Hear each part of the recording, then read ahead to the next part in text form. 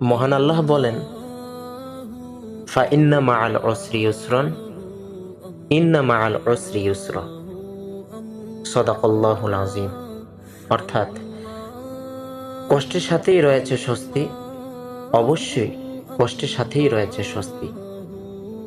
পবিত্র সূরা ইনশিরা ৫ এবং ৬ নম্বর আয়াত। আল্লাহ কষ্টের পর সুখ দিবেন। পবিত্র সূরা তালাক। জান্নাতে আমি তাদের অন্তর থেকে সমস্ত দুঃখ কষ্ট দূর করে দিব। পবিত্র সূরা আরাফ।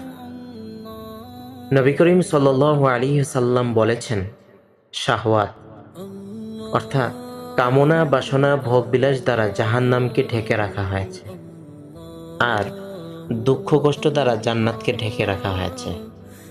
সহিহ বুখারী। নবী করিম সাল্লাল্লাহু আলাইহি ওয়াসাল্লাম বলেছেন,